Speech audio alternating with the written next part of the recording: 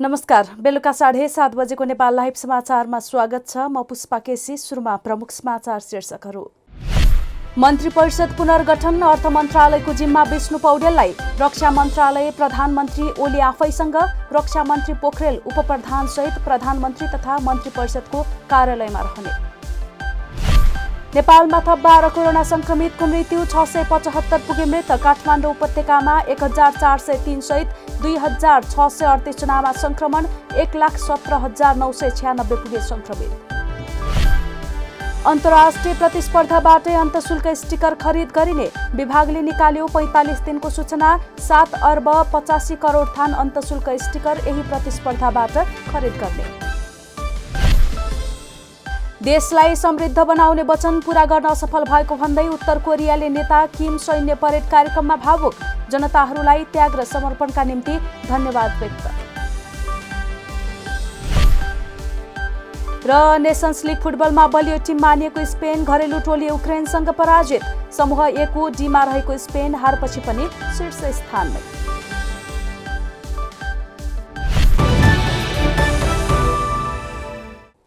अब समाचार विस्तारमा। राष्ट्रपति विद्यादेवी भण्डारीले मन्त्री परिषद पुनर्गठन गरेकी छन्। पुनर्गठित मन्त्रीमण्डलमा अर्थ मन्त्रालयको जिम्मा विष्णु पौडेललाई दिइएको छ। यसैगरी महिला बालबालिका तथा ज्येष्ठ नागरिक मन्त्रालयको लीलानाथ श्रेष्ठले पाएका छन्। शहरी विकासमा कृष्ण गोपाल श्रेष्ठलाई ल्याइएको छ। सञ्चार मन्त्रालयको जिम्मा यसअघि बालबालिका मन्त्री रहेका पार्वत गुरुङलाई दिइएको छ। यसैगरी रक्षा मन्त्रालयको जिम्मा भने प्रधानमन्त्री केपी शर्मा ओलीले आफैले राखेका छन्। यसअघिका रक्षा मन्त्री ईश्वर पोखरेललाई प्रधानमन्त्री तथा मन्त्री परिषदको कार्यालयमा रहने गरी उपप्रधानमन्त्री तोकिएको छ। सर्वोच्च अदालतले लोकसेवा आयोगको विज्ञापन रोक्न अन्तरिम आदेश जारी गरेको छ। आयोगले मिति 2077 असोज 29 गतेका लागि प्रकाशित गरेको नेपाल विविध सेवा समूह अन्तर्गत राजपत्राङ्कित प्रथम श्रेणी तहको सूचना प्रविधि विज्ञ पदको लागि आन्तरिक प्रतिस्पर्धाबाट पदपूर्तिका लागि गरेको विज्ञापन रोक्न अन्तरिम आदेश जारी गरेको हो। लिखित परीक्षामा प्रतिस्पर्धात्मक रूपमा सामेल भई उत्तीर्ण भएका 3 जना अन्तर्वार्ताको लागि सिफारिस भएका थिए। 2077 असार 31 गते अन्तर्वार्ताको लागि मिति तोकिएको थियो। तर देशभर कोरोना भाइरसका कारण लकडाउन भएकाले अन्तर्वार्ता स्थगनको सूचना जारी भयो। स्थगित भएको परीक्षा असोज 29 गते गर्ने भनी लोकसेवा आयोगले सूचना जारी गरेको छ। यसरी लिखितमा नाम निस्कने मध्येका 1 जना प्रतिस्पर्धी रमेश राज सुवेदी कोरोना संक्रमित भए। कोरोना संक्रमित भएर आइसोलेसनमा बसेको समयमा लोकसेवाले नयाँ परीक्षाको सूचना जारी गरेपछि उनी सर्वोच्च पुगेका थिए। सर्वोच्चले उनको निवेदनमा सुनवाई गर्दै अन्तरिम आदेश जारी गरेको हो। न्यायाधीश मनोज कुमार शर्माको इजलासले नयाँ विज्ञापन प्रकाशन गर्ने निर्णय रोक्न अन्तरिम आदेश जारी गरेको हो। विज्ञापनको लिखित परीक्षा नतिजा प्रकाशनसम्मको सम्पूर्ण प्रक्रिया रद्द गर्ने सूचना प्रकाशित भएको सूचना हाललाई यथास्थानमा राख्न भनिएको छ। अख्तियार दुरुपयोग अनुसन्धान आयोगले निवृत्त भरण खाइरहेकाले पनि सामाजिक सुरक्षा भत्ता लिएको पाइएको भन्दै तत्काल छानबिन गरी दोहोरो सुविधा नदिने व्यवस्था मिलाउन सरकारलाई निर्देशन दिएको छ। गृह मन्त्रालय र संघीय मामिला तथा सामान्य प्रशासन मन्त्रालयलाई पत्र पठाउँदै अख्तियारले दोहोरो सुविधा गैर कानुनी हुने भन्दै छानबिन गरी असुल उपर गर्न भनेको छ। अख्तियारले दोहोरो सुविधा पाइरहेकाबाट सरकारी बाँकी सरह रकम असुल गर्न दुवै मन्त्रालयलाई निर्देशन दिएको छ। निवृत्ति भरण तथा नियमित पारिश्रमिक पाइरहेका व्यक्तिले सामाजिक सुरक्षा भत्ता नपाउने व्यवस्था रहेको स्मरण गराउँदै अख्तियारले सरकारलाई यस्तो निर्देशन दिएको हो। तर व्यवहारमा स्थानीय तहमा राज्यबाट अन्य सुविधा पाइरहेका व्यक्तिले दोहोरो पर्ने गरी सामाजिक सुरक्षा भत्ता प्राप्त गर्ने गरेको अख्तियारको भनाइ छ। स्थानीय तहले तत्काल छानबिन गरी दोहोरो सुविधा लिएको भए सरकारी बाँकी सरह असुल उपर गर्न र भविष्यमा यस किसिमको कमजोरी दोहोरिन नदिन आवश्यक पद्धतिको निर्माण गरी पूर्ण सतर्कता अपनाउन तत्काल आवश्यक व्यवस्था मिलाउन हुन आयोगको निर्णय अनुसार अनुरोध छ, अख्तियारको पत्रमा भनिएको छ। नेपालमा पछिल्लो 24 घण्टामा थप 12 जना कोरोना संक्रमितको मृत्यु भएको छ। यो सँगै नेपालमा कोरोना संक्रमित मृतकको संख्या 675 पुगेको स्वास्थ्य तथा जनसङ्ख्या मन्त्रालयका प्रवक्ता डाक्टर जागेश्वर गौतमले जानकारी दिएका छन्। यस्तै देशभर 2638 जनामा कोरोना संक्रमण भएको छ। यो सँगै देशमा कुल संक्रमितको संख्या 1,17,996 पुगेको छ।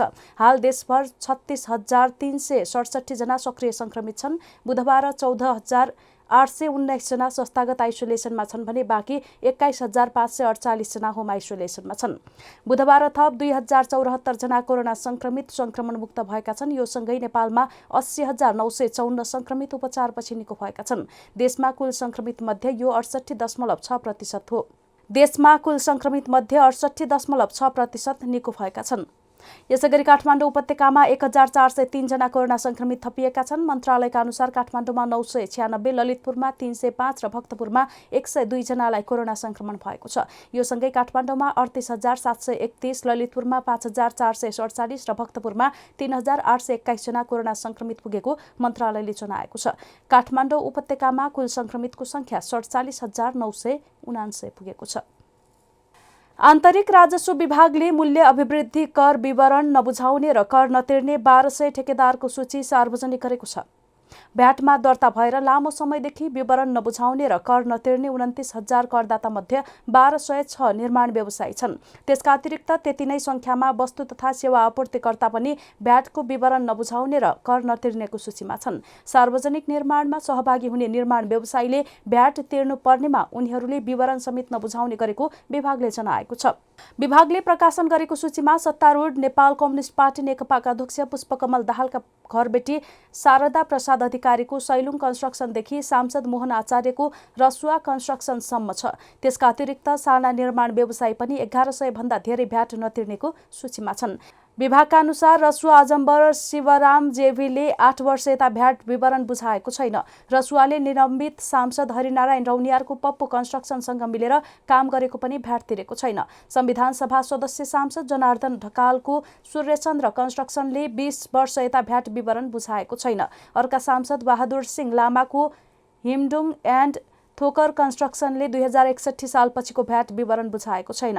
उनीहरूले 2075 असार मसान्तसम्मको कर विवरण तथा कर रकम तथा त्यसको 50% ब्याज बुझाएमा उनीहरूको बाँकी बक्यौदामी नहुने व्यवस्था चालु आर्थिक वर्षको आर्थिक ऐनमा उल्लेख छ। सुरक्षण मुद्रणका लागि स्वदेशी कम्पनी योग्य नरहेको निष्कर्ष निकाल्दै आन्तरिक राजस्व विभागले अन्तशुल्क स्टिकर छपाईका लागि फेरि अन्तर्राष्ट्रिय स्तरको प्रतिस्पर्धा गर्ने गरी बोलपत्र आह्वान गरेको छ। विभागले 45 दिनको सूचना दिएर अन्तशुल्क स्टिकर छपाईका लागि बोलपत्र आह्वान गरेको हो। विभागले मंगलबार प्रकाशित गरेको सूचना अनुसार नोभेम्बर 29 अर्थात् मंसिर 14 गते भित्रमा इच्छुक अन्तर्राष्ट्रिय कम्पनीले स्टिकर छपाईका लागि आवेदन दिन सक्छन्। विभागले 7 अर्ब 85 करोड थान अन्तशुल्क स्टिकर यही प्रतिस्पर्धाबाट खरिद गर्नेछ। गत वर्षको असोज 13 गतेबाट सुरु भएको प्रक्रिया रद्द भएसँगै विभागले 1 वर्षपछि फेरि अन्तर्राष्ट्रिय प्रतिस्पर्धाबाट नै स्टिकर किन्ने गरी सूचना प्रकाशित गरेको हो। विभागले गत वर्ष अन्तर्राष्ट्रिय प्रतिस्पर्धाबाट नै स्टिकर किन्ने गरी सूचना प्रकाशित गरेको भए पनि मुद्दा परेसँगै लामो समय रोकिएको थियो। मिराज प्रिन्टिङ सोलुसन्सका तर्फबाट मनोहर राज घिमिरेले स्वदेशी कम्पनीलाई प्रतिस्पर्धाको अवसर दिनुपर्ने माग गर्दै सर्वोच्च अदालतमा रिट दायर गरेका थिए। विभागकी उपमहानिर्देशक शिवादेवी दाहाल संयोजक रहेको अध्ययन समितिले स्वदेशी कम्पनी अन्तशुल्क स्टिकर छपाईका लागि अयोग्य रहेको निष्कर्ष निकालेको थियो। सुरक्षण मुद्रण उद्योगबाट छपाउनु पर्ने स्टिकर नेपाली उद्योगले छाप्न नसक्ने भएकाले अन्तर्राष्ट्रिय प्रतिस्पर्धाबाट नै खरिद गर्नुपर्ने उनीहरूको ठहर थियो। गत वर्ष सुरु भएको प्रक्रिया रद्द भएका कारण सरकारले चुरोट र सुर्तेजन्य वस्तुमा प्रयोग हुने केही थान अन्तशुल्क स्टिकर जनक शिक्षा सामग्री केन्द्र मार्फत छपाई गरिरहेको छ। हामी नेपाल लाइभ समाचारमा छौं। अब अन्तर्राष्ट्रिय समाचार। उत्तर कोरियाली नेता किम जोङ उनले देशलाई समृद्ध बनाउने वचन पूरा गर्न असफल भएको भन्दै भावुक भएका छन्। पार्टी स्थापनाको 75औं वार्षिक उत्सवका अवसरमा आयोजना गरिएको सैन्य परेड कार्यक्रममा बोल्दा बोल्दै उत्तर कोरियाली नेता किम जोङ उन भावुक बनेका हुन्। उनले देशलाई समृद्ध बनाउने वचन पूरा गर्न असफल भएको र देश एकदमै संघर्षपूर्ण अवस्थामा रहेको भन्दै आशु झारेका छन्। किम सार्वजनिक कार्यक्रममै भावुक हुनुलाई अत्यन्तै दुर्लभ दृश्य मानिएको छ। यसका साथै उनले सबै जनताहरूलाई तिनका त्याग र समर्पणका निम्ति धन्यवाद व्यक्त गर्दै आफ्नो असफलताका लागि सार्वजनिक रूपमा माफी पनि मागेका छन्। उनी यस किसिमले प्रस्तुत हुनुले किम अहिले कति ठूलो दबावमा छन् भन्ने संकेत दिएको राजनीतिक विश्लेषकहरूले बताएका छन्।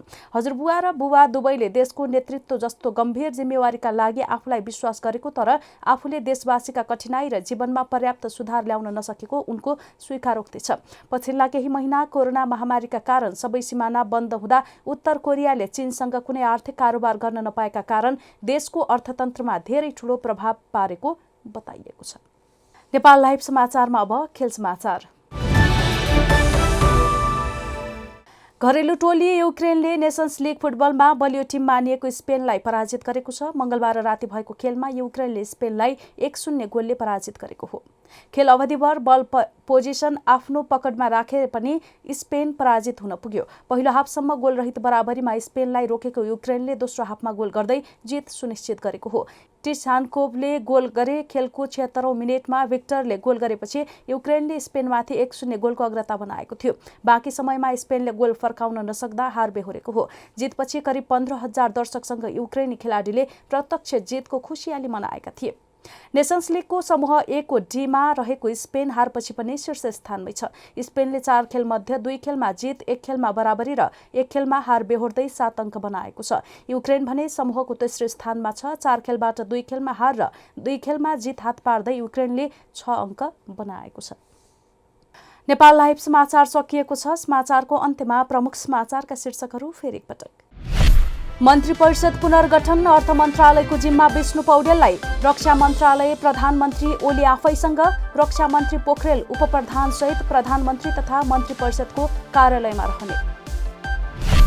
नेपालमा थप 12 कोरोना संक्रमितको मृत्यु, 675 पुगे मृत। काठमाडौँ उपत्यकामा 1403 सहित 2638 जनामा संक्रमण, 1,17,996 पुगे संक्रमित। अन्तर्राष्ट्रिय प्रतिस्पर्धाबाटै अन्तशुल्क स्टिकर खरिद गरिने विभागले निकाल्यो 45 दिनको सूचना। 7 अर्ब 85 करोड थान अन्तशुल्क स्टिकर यही प्रतिस्पर्धाबाट खरिद गर्ने। देशलाई समृद्ध बनाउने वचन पूरा गर्न असफल भएको भन्दै उत्तर कोरियाले नेता किम सैन्य परेड कार्यक्रममा भावुक। जनताहरूलाई त्याग र समर्पणका निम्ति धन्यवाद व्यक्त। र नेसन्स लिग फुटबलमा बलियो टिम मानिएको स्पेन घरेलु टोली युक्रेनसँग पराजित। समूह ए को डीमा रहेको स्पेन हारपछि पनि शीर्ष स्थानमै।